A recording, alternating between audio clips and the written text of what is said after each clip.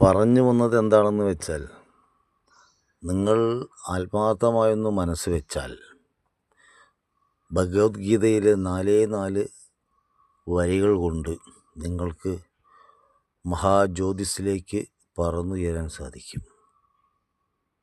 പക്ഷെ നിങ്ങൾക്ക് കൂടി ആവശ്യമുണ്ടായിരിക്കണം. ഏതാണ് വരികളെന്നല്ലേ? ആകാശാൽ പതിതം തോയം യഥാ ഗച്ഛതി സാഗരം സർവദേവ നമസ്കാരം കേശവം പ്രതി ഗച്ഛതി.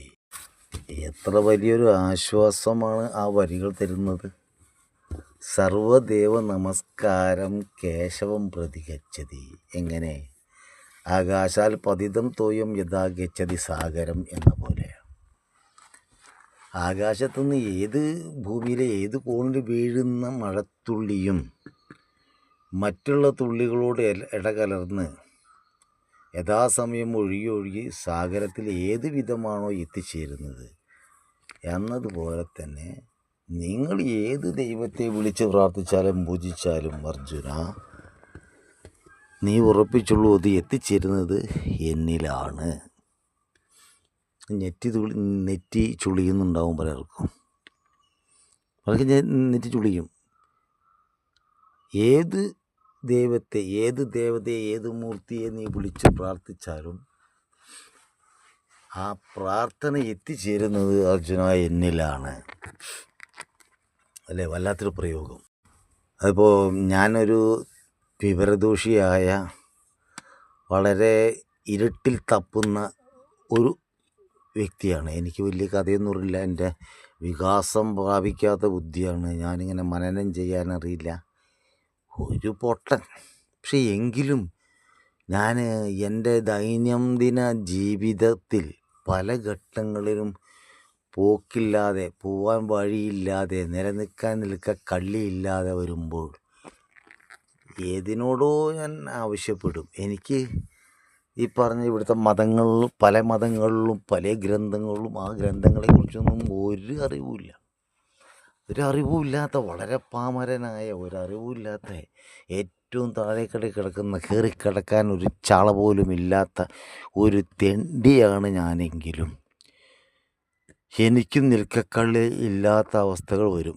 അത് പലതിൻ്റെ കാര്യത്തിലും വരും. ആ സമയത്ത് ഞാൻ ആരെയോ വിളിക്കും, രക്ഷിക്കണേ എന്ന് പറഞ്ഞിട്ട്. ആരെയാണ് വിളിക്കുന്നത് എന്നുപോലും എനിക്കറിയില്ല. എന്താണ് ഈ ദൈവം എന്നൊരു ആശയം പോലും ഇല്ലെങ്കിലും ഉള്ളിൻ്റെ ഉള്ളിൽ നിന്നൊരു പ്രാർത്ഥന വരും. ഈ പ്രാർത്ഥന ഈശ്വരനിൽ എത്തും എന്ന് കൃഷ്ണൻ പറയുന്നു. അങ്ങനെ വിളിച്ചാലും അത് ഈശ്വരൻ കേൾക്കും എന്നാണ് അദ്ദേഹം പറയുന്നത്. ഒരു പ്രത്യേക രീതിയിൽ, പ്രത്യേക ദിശയിലേക്ക് തിരിഞ്ഞു നിന്ന് പ്രത്യേകതരം ഉപചാരങ്ങൾ, പാൽപായസങ്ങളും മറ്റുമൊക്കെ സമർപ്പിച്ച്, പ്രത്യേക മന്ത്രങ്ങൾ ചൊല്ലി, പ്രത്യേക പുഷ്പങ്ങളാൽ അർച്ചിച്ച്, ഇങ്ങനെയൊക്കെ നിയമമുള്ള ഈ ലോകത്താണ് പ്രത്യേക രീതിയിൽ തിരിഞ്ഞ് മറിഞ്ഞ് ചില ഭാഗങ്ങളിലേക്ക് തിരിഞ്ഞു നിന്ന് പല രീതിയിലാണല്ലോ ഇവിടുത്തെ പ്രാർത്ഥന. അങ്ങനെയൊക്കെയാണല്ലോ നിയമങ്ങൾ. എന്നാലാണ് ദൈവത്തിൽ അത് മനസ്സിലാകൂ. അപ്പോൾ അത്തരം ഒരു പൊട്ടനല്ല ദൈവം എന്ന് കൃഷ്ണൻ നമുക്ക് ഉറപ്പ് തരികയാണ് ചെയ്യുന്നത്. ഏത് ദൈവത്തെ നീ പൂജിച്ചാലും, എന്തൊക്കെ ഉപചാരം അർപ്പിച്ചാലും, ഒരു ഉപചാരവും അർപ്പിക്കാതെ, ശുദ്ധങ്ങളും വൃത്തിയും ഒന്നുമില്ലാതെ ഒരു അർച്ചന, ഒരു പ്രാർത്ഥന നടത്തിയാൽ അതും കേശവം പ്രതി ഗച്ഛതി, അതും എനിക്ക് മനസ്സിലാകും. അതോടുകൂടിയാണ് ദൈവം സർവജ്ഞനാകുന്നത്. അവനെ അനുകരിക്കുമ്പോഴും സർവശക്തനും സർവജ്ഞനൊക്കെ ആയിത്തീരണമെങ്കിൽ ദൈവം അങ്ങനെ ആയിരിക്കണം. അതായത് പ്രത്യേക ഭാഷയിൽ, ഒരു പ്രത്യേക രീതിയിൽ, ചില പ്രത്യേക ദിശകളിലേക്ക് തിരിഞ്ഞ്, ചില പ്രത്യേക ഉപചാരങ്ങൾ, കദളിപ്പഴം, പായസമൊക്കെ അർപ്പിച്ച് വിളിച്ചാലേ മനസ്സിലാകൂ എന്നുള്ള ഒരു തരം പൊട്ടബുദ്ധിയല്ല ദൈവം. എവിടെ നിന്ന് ആരെങ്ങനെ വിളിച്ചാലും അദ്ദേഹത്തിന് അത് കേൾക്കാൻ സാധിക്കും എന്നാണ് നമുക്ക് അതിൽ നിന്നും മനസ്സിലാകുന്നത്. ദൈവത്തെ പരിമിതനായി കാണുന്നവർക്ക് ഇത് കേൾക്കുമ്പോൾ നെറ്റി ചുളിയും. എന്താ കാരണം? ദൈവം ജനിക്കുന്നുമില്ല, മരിക്കുന്നുമില്ല. കൃഷ്ണൻ, ഈ പറഞ്ഞ കൃഷ്ണൻ ജനിക്കുകയും ചെയ്തിട്ടും മരിക്കുകയും ചെയ്തിട്ടുണ്ട്. ദൈവമാണെങ്കിൽ ജനിക്കുന്നുമില്ല, മരിക്കുന്നുമില്ല.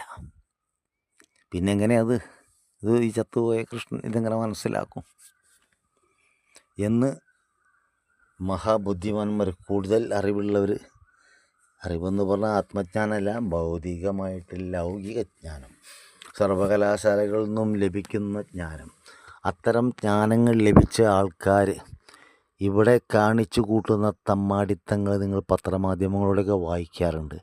IPS IAS ഉദ്യോഗസ്ഥന്മാർ കാണിക്കുന്ന അഴിമതികളും തമ്മാടിത്തരങ്ങളുമൊക്കെ നിങ്ങൾ കാണാറുണ്ടല്ലോ മാധ്യമങ്ങളിലൂടെ. വിദേശത്തൊക്കെ പോയി അറിവ് നേടി വിദേശ സർവകലാശാലകളിൽ നിന്ന് ബിരുദവും ബിരുദാനന്തര ബിരുദമൊക്കെ എടുത്ത് ഇവിടെ വന്ന് പ്രാക്ടീസ് ചെയ്യുന്ന ഡോക്ടർമാർ, അവരുടെയൊക്കെ കണ്ണിൽ ചോരയില്ലാത്ത പെരുമാറ്റങ്ങളൊക്കെ നിങ്ങൾ കാണുന്നുണ്ട്. അത്തരം ബുദ്ധിയും കൊണ്ട് ചെന്ന് കഴിഞ്ഞാൽ ഈശ്വരനെ കിട്ടില്ല. പകരം സ്കൂളിൻ്റെ പടി പോലും കാണാത്തവർക്ക് തിരിച്ചറിയാനും സാധിക്കും.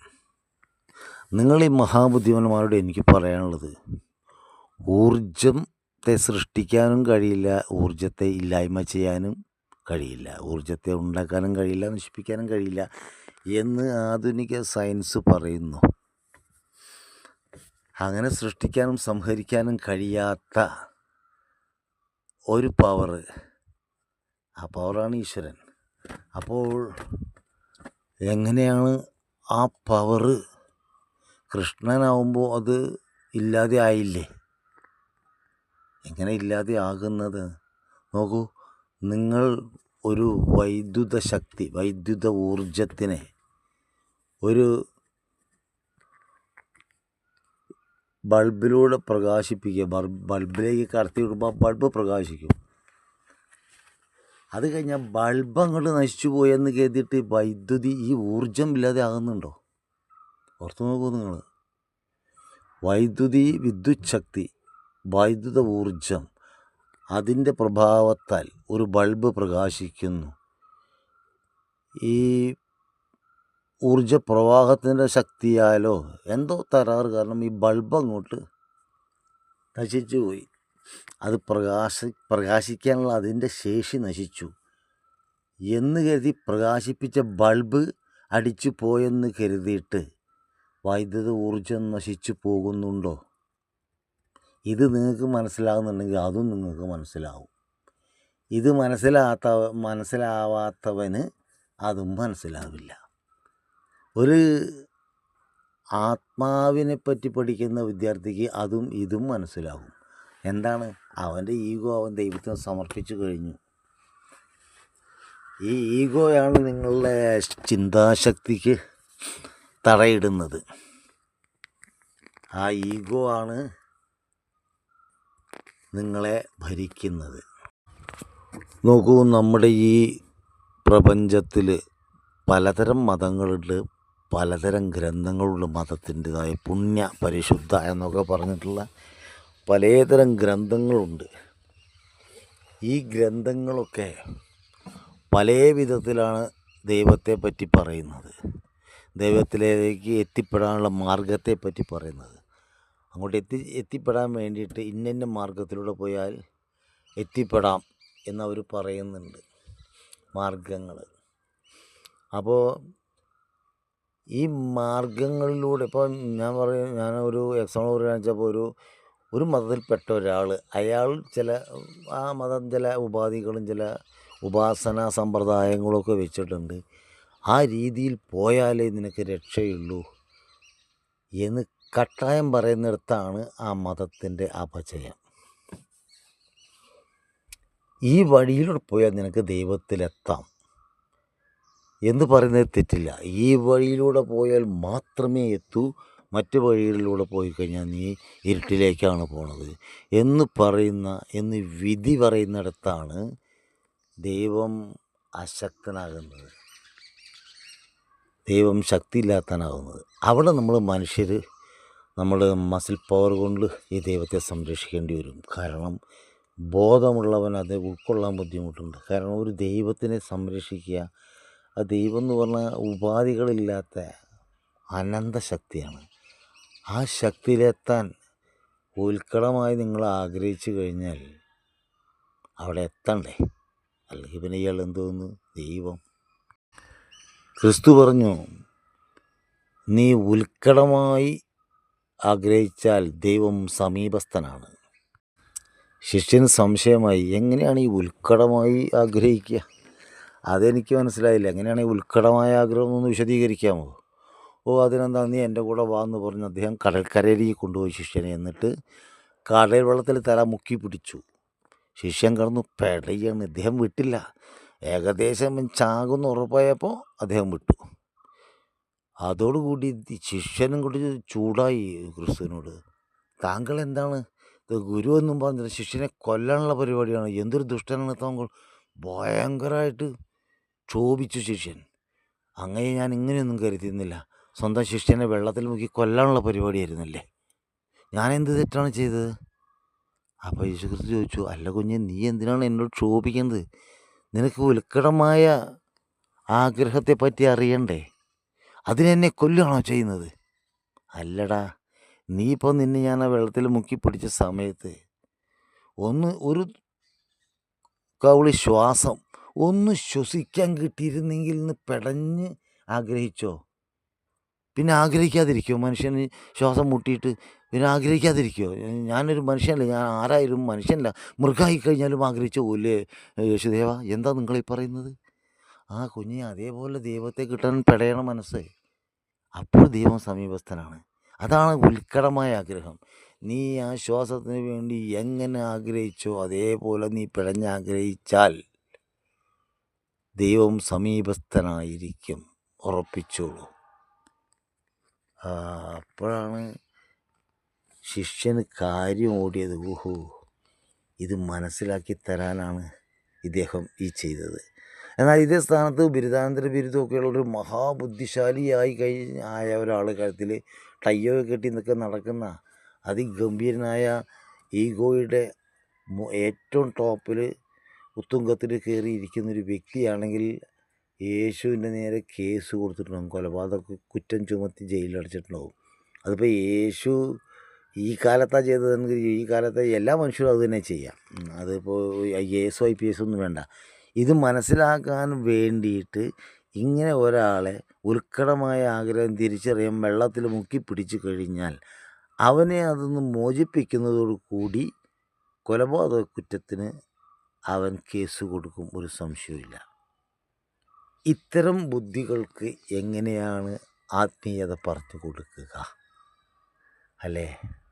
താളനിലത്തെ നീരോടൂ. അപ്പോൾ ആദ്യം ഈ ഈഗോ കളയണം, എന്നാൽ ഇതൊക്കെ മനസ്സിലാവും. ഈഗോ കളയാത്തിടത്തോളം കാലം നിങ്ങൾ തോക്കുകൊണ്ടും വാളുകൊണ്ടും ഇറങ്ങേണ്ടി വരും എന്നൊരു ഭീഷണിപ്പെടുത്തിയിട്ട് വേണ്ടി വരും ആത്മീയത വിതയ്ക്കാൻ. അപ്പോൾ ഈ കാലഘട്ടത്തിൽ നിങ്ങൾക്കിതാ കൃഷ്ണൻ വാഗ്ദാനം ചെയ്യുന്നു, സർവദേവ നമസ്കാരം കേശവം പ്രതിഗച്ഛതി. നിങ്ങൾ ഏത് രൂപത്തിൽ നിങ്ങൾക്ക് എങ്ങനെയൊക്കെ നിങ്ങളിപ്പോൾ എന്ത് രീതിയിൽ എങ്ങനെ പ്രാർത്ഥിച്ചാലും അത് തിരിച്ചറിയാനുള്ള ഒരു കഴിവും പ്രാപ്തിയും നിങ്ങളുടെ ഈശ്വരനുണ്ട്.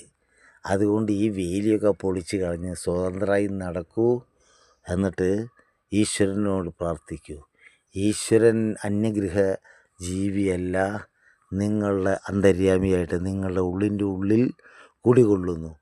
അവൻ നാരായണ ഗുരുദേവൻ പറഞ്ഞതുപോലെ നിങ്ങൾക്ക് അകമേ നിലനിൽക്കാൻ വേണ്ടുന്ന ഓർണമെൻസായിട്ട് എന്തൊക്കെ ഉപകരണങ്ങളാണ് നിങ്ങളുടെ നിലനിൽപ്പിന് വേണ്ടത് നിങ്ങളകത്ത് എന്നത് മനസ്സിലാക്കി അത് നിങ്ങളകത്തും നിങ്ങൾ എങ്ങനെ ഈ ഭൂമിയിൽ ജീവിക്കാൻ എന്തൊക്കെ എന്തൊക്കെ സംഗതികളാണ് നിങ്ങൾക്ക് വേണ്ടത് എന്നുള്ള അതറിഞ്ഞ് അതിവിടെ പുറത്തും. അതാണ് നാരായണ ഗുരു പറഞ്ഞത്, അകവും പുറവും തിങ്ങും മഹിമാവായ നിൻപദം എന്ന് അദ്ദേഹം പറഞ്ഞത്.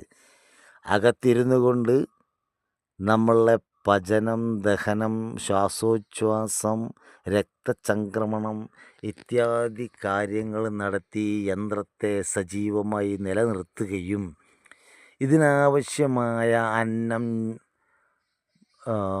ജലം, ചൂട്, തണുപ്പ്, രാവ്, പകൽ, ഇങ്ങനെ എന്തൊക്കെ സെറ്റപ്പാണോ ഈ നിലനിൽപ്പിന് വേണ്ട കാലാവസ്ഥ പുറത്ത് വേണ്ടത് എന്തൊക്കെയാണോ അത് പ്രകൃതി എന്ന നിലയിൽ വിളഞ്ഞു നിന്ന് അദ്ദേഹം തന്നെ പ്രകൃതിയായി വിളങ്ങുന്നതും അദ്ദേഹം തന്നെയാണ്.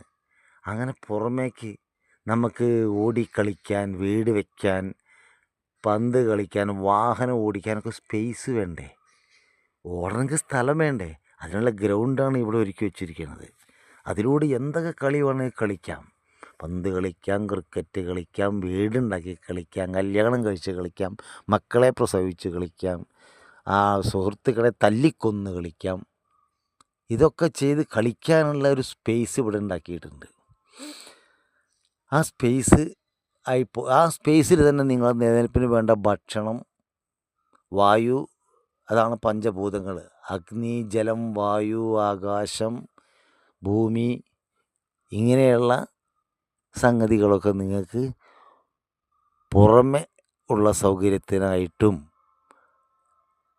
അകത്ത് ശ്വാസകോശം, വൻകുടൽ, ചെറുകുടൽ, ആമാശയം, കരൾ, വൃക്ക, ഹൃദയം, തലച്ചോറ്, നാഡിഞരമ്പുകൾ, ഇങ്ങനെ പല സംഗതികൾ ഈ ശരീരത്തിന് ഉള്ളിലും പിന്നെ നിങ്ങളെ മോഹിപ്പിക്കാനും നിങ്ങളെ അകറ്റി നിർത്താനും വേണ്ടുന്ന സൗന്ദര്യം, കണ്ണ്, മൂക്ക്, ശബ്ദം, ഇങ്ങനെയുള്ള മുടി, നിറം, ഇതൊക്കെ വെച്ച് പുറമേ ഒരു പെയിൻറ്റിങ്ങൊക്കെ നടത്തി നന്നായി പെയിൻ്റ് അടിച്ച് ഭംഗി കൂട്ടിയിട്ട് നിങ്ങളെ മറ്റുള്ളവർ പരസ്പരം ആകർഷിപ്പിച്ച് ചുറ്റിക്കാൻ വേണ്ടിയിട്ട് അതും ചെയ്ത് വെച്ചിട്ടുണ്ട്. ഇത്തരം ഭ്രമങ്ങളിൽപ്പെട്ട് ഞാൻ പറഞ്ഞു നമ്മൾ ഈ മായാവലയത്തിൽ പെട്ടുപോവുകയാണ്. ഈശ്വരനെ ഓർക്കാൻ നമുക്ക് സമയമില്ല. കൗമാരപ്രായം വരുമ്പോൾ നമ്മൾ കാമിനിമാരെ പറ്റിയിട്ടാണ് നമുക്ക്, അപ്പോൾ ഈശ്വരനെ പറ്റി ചിന്തിക്കാൻ ഒട്ടും സമയമില്ല. അത് കഴിഞ്ഞാൽ പിന്നെ നമ്മൾ കുട്ടികളാകുന്ന സമയത്ത് കളിപ്പാട്ടങ്ങളെക്കുറിച്ചും മിഠായികളെക്കുറിച്ചൊക്കെയാണ് ചിന്തിച്ച് ആ മായയിൽ കുടുങ്ങി കിടക്കും. അത് കഴിഞ്ഞ് കൗമാരത്തിൽ വരുമ്പോൾ പിന്നെ എതിർലിംഗത്തിൽപ്പെട്ട ആളെ നോക്കി ഗോഷ്ഠി കാണിക്കുന്നു, എന്തൊക്കെയോ പൊറാട്ട് കാണിക്കുന്നുണ്ട്. കഥയൊന്നുമില്ല, എന്നാലും വെട്ടിവേഷങ്ങൾ പലതും കെട്ടാറില്ലേ കുമാരന്മാർ. വെറും ചിലപ്പോൾ നല്ല അപകടത്തിൽ പോയി ചോട്ടെ ഈ വെട്ടിത്തരം കെട്ടി മറ്റേ ഒരു പെൺകുട്ടിയെ അല്ലെങ്കിൽ ഒരു ആൺകുട്ടിയെ ആകർഷിക്കാൻ വേണ്ടി എന്തൊക്കെയോ വെട്ടിത്തരം കാണിച്ച് പോയിട്ട് ചാണകക്കുഴി ചാടാറുണ്ട്. അതിന് ശേഷം പിന്നെ കല്യാണം കഴിഞ്ഞൊരു ഭാര്യയും കുടുംബം ജീവിക്കുമ്പോഴാണ് ആ പണ്ട് പോയി ചാടിയ വളക്കുഴിയെവിടെയും ചെളിക്കുഴിയെ പറ്റിയൊക്കെ ബോധം വരികയും തൻ്റെ മക്കൾ അത്തരം ചെളിയിൽ ചാടരുത് എന്നൊരു തീരുമാനമെടുക്കുകയും പിന്നീട് ഫോക്കസ് ആകുന്നത് മക്കൾ മായയിലേക്കാണ്. ഈ മക്കൾ മായ എന്ന അവസ്ഥയിൽ അങ്ങനെ പോയി, അങ്ങനെ കഴിഞ്ഞ് മക്കളുടെ കല്യാണം, പഠനം, ഇതൊക്കെ പിന്നെ ആ മായയിൽ അങ്ങോട്ട് കുടുങ്ങി. ആ അവസ്ഥ കഴിഞ്ഞ് പെൻഷൻ പറ്റി അല്ലെങ്കിൽ ജോലിക്ക് പോകാൻ വയ്യാതെ സർക്കാരിൻ്റെ സൗജന്യ വാർദ്ധക്യ പെൻഷൻ വാങ്ങിയിരിക്കുന്ന സമയത്ത് എല്ലാവരുടെയും ശ്രദ്ധ എന്നിലേക്ക് വന്നിരുന്നെങ്കിൽ എന്നാഗ്രഹിക്കും. ആരും ശ്രദ്ധിക്കില്ല. ആ സമയത്ത് ഇല്ലാത്ത ചുമയ്ക്കാൻ തുടങ്ങും. അയ്യോ അയ്യോ, ആരും നോക്കാനാ? ആരും നോക്കുന്നില്ല. അപ്പോഴും ആ മായയുടെ കെട്ടുപാടിലാണ് കിടക്കുന്നത്. ഏത്? മക്കളുടെ ശ്രദ്ധ ക്ഷണിക്കുക, മരുമക്കളുടെ പേരക്കിടാങ്ങളിലൊക്കെ ശ്രദ്ധ ക്ഷണിക്കുക, അതിന് വേണ്ടിയിട്ടുള്ള വിഡ്ഢിവേഷങ്ങൾ കെട്ടാൻ തുടങ്ങും. ആരോട്ടും ശ്രദ്ധിക്കില്ല. അങ്ങനെ ഇത്തരം ഓരോന്ന് ചിന്തിച്ചിരിക്കുമ്പോൾ ചത്തുപോകുന്നു. ഈ ചത്തുപോകുന്ന അറിവില്ലായ്മ തിരിച്ചറിവായിട്ടില്ല. അതുകൊണ്ട് തന്നെ നമുക്കിവിടെ മോഹക്ഷയം സംഭവിച്ചിട്ടില്ല, മുക്തി വന്നിട്ടില്ല, മകൻ്റെ പരിചരണം വേണ്ടത്ര കിട്ടില്ല, കൗമാരത്തെ ചളിക്കൊണ്ട് ചാടി, ഇങ്ങനെ കുറേ നൈരാശ്യങ്ങളിലൊരു ഭാണ്ഡക്കെട്ടുമായിട്ട് മനസ്സിൽ പേറിയിട്ട് നമ്മൾ ഇവിടുന്ന് പോവുക ചെയ്യുന്നത്. മരണം എന്ന് പറയുമ്പോൾ ബോധമൊന്നും മരിക്കുന്നില്ല, ബോധം കെട്ട് മരിക്കുകയാണ്. അതോടുകൂടി തന്നെ ആ മനസ്സ് സജീവമാണ്. ഈ മനസ്സിനെ പറ്റിയിട്ട് എൻ്റെ ഗുരു എന്നോട് പറഞ്ഞു തന്നത് ഒരു വലിയ സംഭവമാണ്. എനിക്ക് വലിയൊരു പ്രകാശം വന്ന വഴിയാണത്. മനസ്സിനെ പറ്റിയിട്ട്, മനസ്സെന്ന് പറഞ്ഞാൽ അത് ഈശ്വരൻ തന്നെയാണ്. അയ്യോ, ഇതപ്പോൾ എല്ലാവരും തെറ്റിച്ച് വിളിക്കുന്നുണ്ട്, എന്തൊക്കെ വീട്ടിലാണ് ഈ പോത്ത് പറയുന്നത്. സത്യമാണ്. മനസ്സ് എന്ന് പറഞ്ഞാൽ അത് സാക്ഷാൽ ഈശ്വരൻ തന്നെയാണ്. എങ്ങനെ ഈശ്വരനാകും മനസ്സ്? അത് ചിന്തകളുടെ ഒരു സംഘാതമല്ലേ എന്നാണ് നിങ്ങളിപ്പോൾ ചിന്തിക്കുന്നത്. പക്ഷേ നോക്കൂ, എൻ്റെ ഗുരു പറഞ്ഞത് എനിക്ക് ബോധ്യപ്പെട്ടതുമായ കാര്യമാണ്. അദ്ദേഹം എന്നോട് പറഞ്ഞത് എന്താണെന്നറിയോ? അലയിളകുന്ന ആത്മാവിനെയാണ് മനസ്സ് എന്ന് വിളിക്കുന്നത്. അലയടങ്ങിയ മനസ്സാണ് ആത്മാവാകുന്നത്. അദ്വൈതം എന്ന് പറഞ്ഞാൽ രണ്ടല്ലാത്തത് ഒന്ന് എന്നൊരു വാക്ക് ഇവിടെ ഇരിക്കുമ്പോൾ അദ്വൈതം എന്ന് പറയുന്നുണ്ടെങ്കിൽ രണ്ടല്ലാത്തത്. കണ്ടാൽ രണ്ടെന്ന് തോന്നും. ഒന്നായ നിന്നേഹ രണ്ടെന്നു കണ്ട അളവിൽ ഉണ്ടായൊരിണ്ടൽ. രണ്ടായി കാണുകയാണ് മനസ്സ്, ആത്മാവ്. പടച്ചവൻ, പടപ്പ്. ശരിക്കും പടച്ചവൻ മാത്രമേ ഉള്ളൂ, പടപ്പില്ല. അന്തം വിട്ട പടച്ചവൻ പടപ്പാവുകയും അന്തം വന്ന പടപ്പ് പടച്ചവനാവുകയും ചെയ്യുകയാണ് ചെയ്യുന്നത്. അതായത് അലയിളകുന്ന ആത്മാവിനെ മനസ്സ് എന്ന് വിളിക്കും, അലയടങ്ങിയ മനസ്സിനെ ആത്മാവ് എന്ന് വിളിക്കും എന്ന് എൻ്റെ ഗുരു ശ്രീ ശ്രീ രവിശങ്കർജി എനിക്ക് ഉപദേശിച്ചു. ജയ് ഗുരുദേവ്, ജയ് ഗുരുദേവ്, ജയ് ഗുരുദേവ്. അനന്തകോടി പ്രണാമം അങ്ങയുടെ കാൽക്കൽ എന്ന് ഞാൻ സദാ അദ്ദേഹത്തെ നന്ദിയോടെ സ്മരിക്കുന്നത് ആ ഒരൊറ്റ സൂക്തം വെച്ചാണ്. എൻ്റെ ഗുരുവിൻ്റെ ആ ഒരൊറ്റ സൂക്തമാണ് എനിക്ക് വെളിച്ചം വീശിയത്. എന്ത്? അലയിളകുന്ന ആത്മാവിനെ മനസ്സ് എന്ന് വിളിക്കുന്നു, അലയടങ്ങിയ മനസ്സിനെ ആത്മാവ് എന്ന് വിളിക്കുന്നു. അപ്പോൾ രണ്ടെന്ന ഭാവം ഇല്ലാതെ ആവുകയാണ്.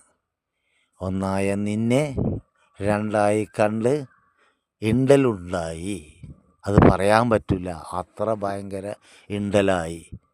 എന്നെ പണ്ടേ കണക്കെ ആ ഒന്നെന്നുള്ള ഭാവത്തിലേക്ക് എത്തിക്കാൻ നിൻ്റെ കൃപകൾ ഉണ്ടാകയെങ്കിൽ നാരായണായ നമഃ. ആ നാരായണനാണ് പറഞ്ഞത്, സർവദേവ നമസ്കാരം കേശവം പ്രതി ഗച്ഛതി. ഇതിലേറെ എനിക്ക് വിശദീകരിച്ച് പറഞ്ഞു തരാൻ ഒട്ടും അറിയില്ല. അതുകൊണ്ട് ഇത് നിങ്ങൾക്ക് മനസ്സിലായിട്ടില്ലെങ്കിൽ, ഇത് നിങ്ങൾക്ക് മനസ്സിലാക്കാൻ സാധിക്കുന്നില്ലെങ്കിൽ ദയവായി എനിക്ക് മാപ്പ് തരൂ, എന്നോട് പൊറുക്കൂ, ക്ഷമിക്കൂ. ജയ് ഗുരുദേവ്.